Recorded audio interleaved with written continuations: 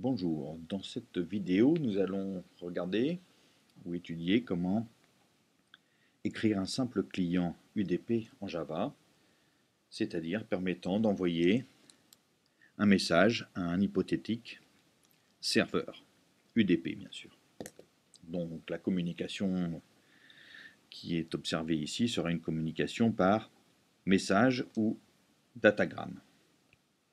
Pour cela, il faut simplement se rappeler que dans le paquet JavaNet, on dispose d'une classe particulière dédiée à la manipulation des sockets UDP, qui est la classe DatagramSocket.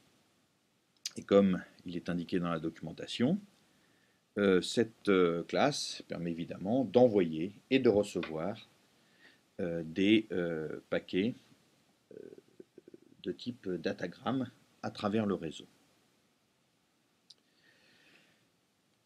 Alors, il existe différentes façons, évidemment, différents constructeurs pour les datagram sockets.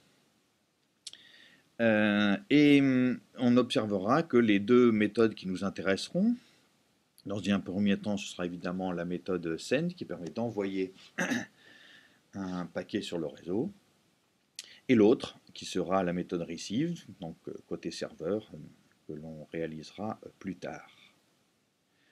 Comme on l'observe, send et receive manipulent toutes deux un autre type d'objet qui est représenté par le concept de datagram packet, c'est-à-dire le paquet qui sera transmis effectivement via le réseau. Pour la partie cliente, la seule chose à faire, c'est évidemment de construire une datagram socket, de construire un datagram paquet correct, et puis d'utiliser la méthode send la socket obtenue avec en paramètre le paquet que l'on cherche à envoyer. Alors, pour cela, on va créer un code source, client.java,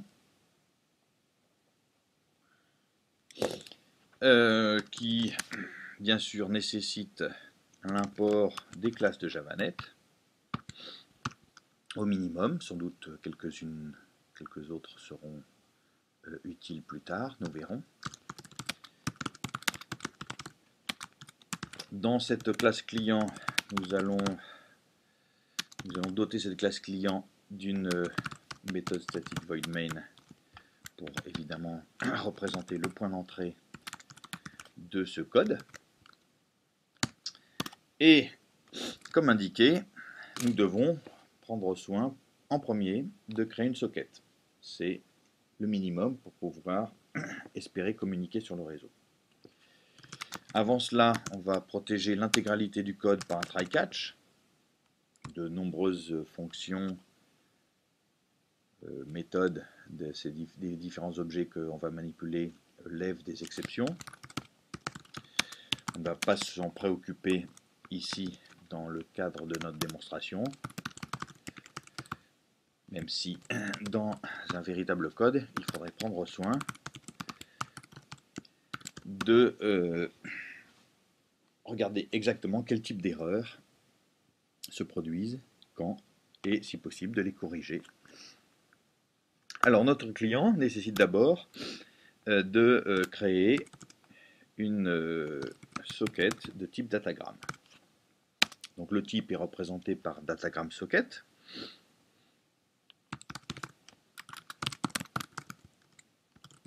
Et parmi les constructeurs que nous souhaitons employer, nous prenons simplement le constructeur par défaut, qui, comme il est indiqué ici dans la documentation, se contente simplement de créer une socket de type UDP, bien sûr, et de la connecter localement sur n'importe quel port disponible actuellement de la machine locale.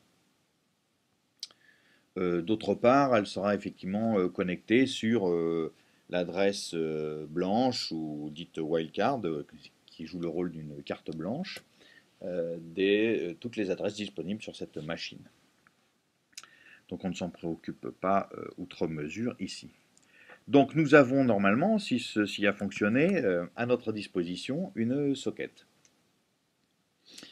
Depuis laquelle nous pouvons espérer envoyer et recevoir des messages, puisque, encore une fois, une socket représente un point de connexion sur le réseau. Donc maintenant, puisque depuis cette socket nous souhaitons envoyer un message, nous allons le faire en créant une instance de datagram packet. Donc comment fonctionnent les datagram packets, puisque c'est le minimum pour pouvoir envoyer quelque chose, c'est d'envoyer un datagram packet. Un datagram packet, c'est simplement une collection d'octets.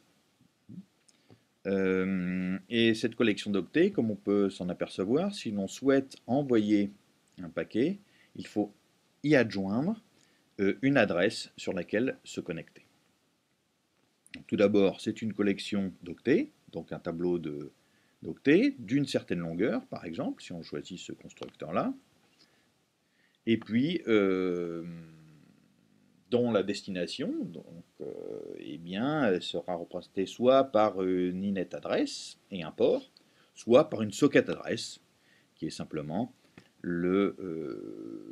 l'équivalent couple adresse, inet adresse plus port, pour faire simple. Donc il nous faut un datagram packet. Donc ce qu'on souhaitait obtenir, c'était simplement d'envoyer par exemple un message qui serait passé en paramètre de notre ligne de commande. Donc pour ça, nous allons juste observer comment fonctionne la classe string, mais il existe dans la classe string. Rappelons que les strings sont les paramètres qui sont envoyés par la ligne de commande dans le code au main via le tableau des arguments. Et il existe dans string de quoi récupérer la collection des octets qui encode la chaîne de caractères. Donc on va simplement envoyer cette collection d'octets, puisque c'est ainsi que les datagrammes doivent être construits. Donc on va récupérer un tableau d'octets qui représentera le contenu du message. Et ce tableau d'octets sera simplement l'extraction de l'argument des octets de l'argument 1.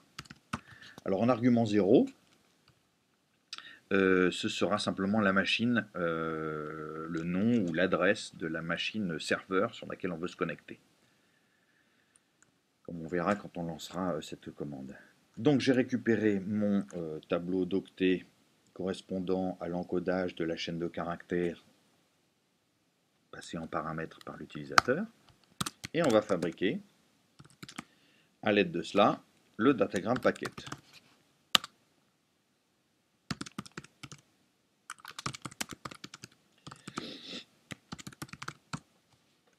Alors, il y a plusieurs façons de construire ce datagram packet.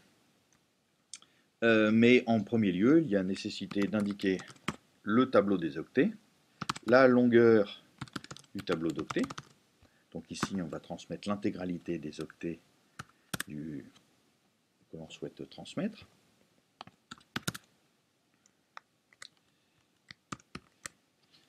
Et puis, on va indiquer la destination du message. Alors, pour la destination du message, rappelons qu'il faut soit préciser une adresse Internet associée à un port, soit une socket adresse qui est l'équivalent du couple adresse Internet numéro de port. Donc consultons la documentation de cette classe socket adresse qui n'est pas manipulable directement comme on le constate, mais qui possède une sous-classe directe qui est init socket address et qui, elle, peut être employé pour récupérer, disons, la structure correspondante à l'adresse ou le nom Internet associé au port que l'on souhaite. Donc ce qu'on va utiliser, c'est le constructeur inetSocketAddress qui permet, si on spécifie le nom ou le numéro d'une machine et d'un port, de récupérer ce que l'on souhaite. Donc on va fabriquer ici simplement une inetSocketAddress où l'on va spécifier comme nom pour le host, pour le destinataire, pour le serveur, pour la machine serveur, pour la machine sur laquelle sera hébergé le serveur, le premier argument de la ligne de commande, et puis le numéro de port, un numéro de port qu'on choisit par convention. Ainsi fait, on a fabriqué notre datagram packet, il ne reste plus qu'à l'envoyer via la socket. Et ça s'effectue à travers l'appel de la méthode send sur la socket, laquelle recevra le paquet.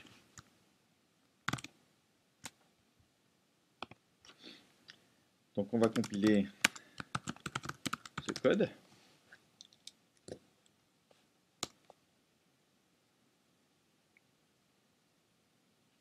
Qui semble fonctionner. Et puis on va pouvoir tenter d'envoyer ce message à n'importe quel serveur. La différence avec TCP, c'est que vous voyez qu'il n'y a ici, enfin on peut constater qu'il n'y a ici aucune négociation permettant de tester s'il existe un destinataire.